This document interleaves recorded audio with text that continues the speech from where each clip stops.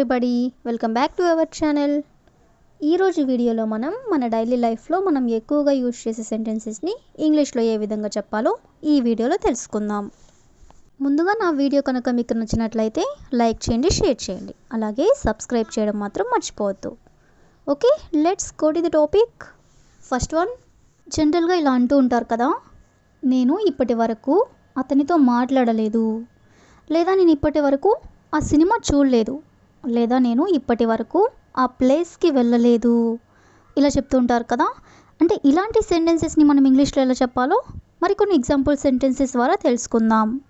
First sentence, నేను ఇప్పటి వరకు అమెరికా వెళ్ళలేదు. నేను ఇప్పటి వరకు అమెరికా వెళ్ళలేదు అని చెప్పాలనుకున్నప్పుడు దీన్ని ఇంగ్లీష్లో I haven't been to America yet. I haven't been to America yet అంటే నేను ఇప్పటి వరకు అమెరికా వెళ్ళలేదు. సీ ద నెక్స్ట్ వన్, నేను ఇప్పటి వరకు పిజ్జా తినలేదు. అంటే ఇప్పటి వరకు నేను ఒకసారి కూడా పిజ్జా తినలేదు అని ఇలా అంటూ ఉంటారు కదా. దీన్ని ఇంగ్లీష్లో I haven't eaten pizza until now. I haven't eaten pizza until now అంటే ఇప్పటి వరకు నేను పిజ్జా తినలేదు అని. సీ ద నెక్స్ట్ వన్, నేను ఇప్పటి వరకు అతనితో మాట్లాడలేదు. నేను ఇప్పటి వరకు అతనితో మాట్లాడలేదు. దీని ఇంగ్లీష్లో I haven't spoken to him at. I haven't spoken to him at అంటే నేను ఇప్పటి వరకు అతనితో మాట్లాడలేదు. సీ ద నెక్స్ట్ వన్, నేను ఇప్పటి వరకు మా పేరెంట్స్ దగ్గర ఉండలేదు. నేను ఇప్పటి వరకు మా పేరెంట్స్ దగ్గర ఉండలేదు అనేదాన్ని ఇంగ్లీష్లో I have never లీవ్డ్ with my parents until now. I have never లీవ్డ్ అంటే నేను ఇప్పటి వరకు ఉండలేదు. విత్ మై పేరెంట్స్ అంటే మా పేరెంట్స్ దగ్గర. అంటిల్ నౌ అంటే ఇప్పటి వరకు. సీ ద నెక్స్ట్ వన్, నేను ఇప్పటి వరకు జాబ్ చేయలేదు.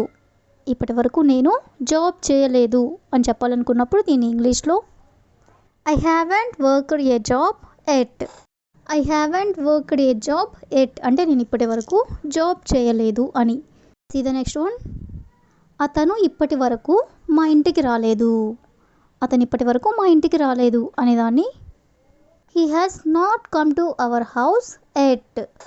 He has not come to our house at అంటే అతను ఇప్పటి వరకు మా ఇంటికి రాలేదు. సో ఈ విధంగా మనం ఇప్పటి వరకు అనే వర్డ్ని తీసుకొని దానికి సంబంధించిన కొన్ని రిలేటెడ్ ఎగ్జాంపుల్ సెంటెన్సెస్ అనేవి చూసాం కదా. నెక్స్ట్ వన్ చూడండి, కోపంతో ఆమె గ్లాస్ని పగలగొట్టింది. కోపంతో ఆమె గ్లాస్ని పగలగొట్టింది. దీని ఇంగ్లీష్లో in a fit of rage she broke the glass. In a fit of rage అంటే కోపంతో, షీ బ్రోక్ ది గ్లాస్ అంటే ఆమె గ్లాస్ పగలగొట్టింది. సీ ద నెక్స్ట్ వన్, కోపంతో అతను కుర్చీని పక్కకు నెట్టాడు. కోపంతో అతను కుర్చీని పక్కకు నెట్టాడు అని చెప్పాలనుకున్నప్పుడు in a fit of rage he pushed the chair aside. In a fit of rage అంటే కోపంతో, హీ పుష్డ్ ది చైర్ అంటే అతను కుర్చీని నెట్టాడు. అసైడ్ అంటే పక్కకి. సీ ద నెక్స్ట్ వన్, కోపంతో ఆమె అందరినీ గట్టిగా అరిచింది. కోపంతో ఆమె అందరినీ గట్టిగా అరిచింది. దీని ఇంగ్లీష్లో in a fit of rage she yelled at everyone. In a fit of rage అంటే కోపంతో, she yelled at everyone అంటే అందరినీ గట్టిగా అరిచింది. సీ ద నెక్స్ట్ వన్, కోపంతో అతను ఆ కాగితాన్ని చింపేశాడు. కోపంతో అతను ఆ కాగితాన్ని చింపేశాడు. దీని ఇంగ్లీష్లో in a fit of rage he ripped the paper. In a fit of rage అంటే కోపంతో, హీ రిప్డ్ ది పేపర్ అంటే పేపర్ని చింపేశాడు. సీ ద నెక్స్ట్ వన్, కోపంతో ఆమె గోడని ఢీకొట్టింది. కోపంతో ఆమె గోడని ఢీకొట్టింది. దీని ఇంగ్లీష్లో in a hit of rage she hit the wall. In a hit of rage అంటే కోపంతో, షీ హిట్ ది వాల్ అంటే గోడని ఢీకొట్టింది. సీ ద నెక్స్ట్ వన్, కోపంతో అతను గది నుండి బయటికి దూసుకెళ్ళాడు. కోపంతో అతను గది నుండి బయటకి దూసుకెళ్ళాడు. దీని ఇంగ్లీష్లో in a fit of rage he stamped out of the room.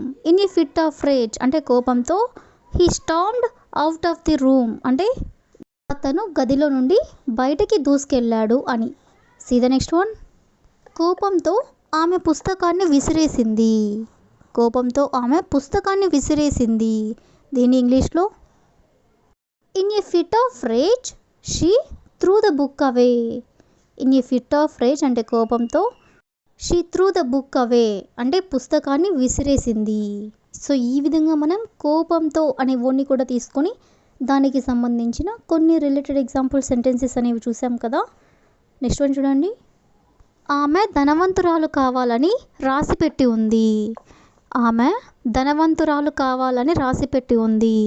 దీని ఇంగ్లీష్లో she is destined to be rich.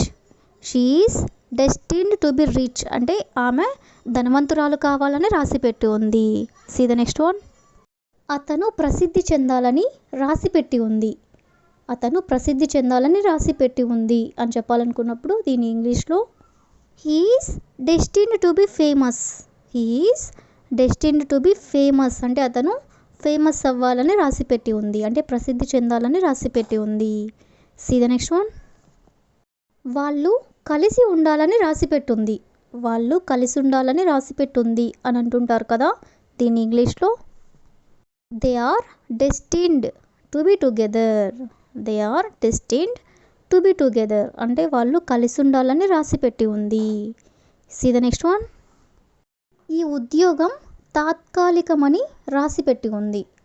ఈ ఉద్యోగం తాత్కాలికం అని రాసిపెట్టి ఉంది అని చెప్పాలనుకున్నప్పుడు this job is destined to be temporary.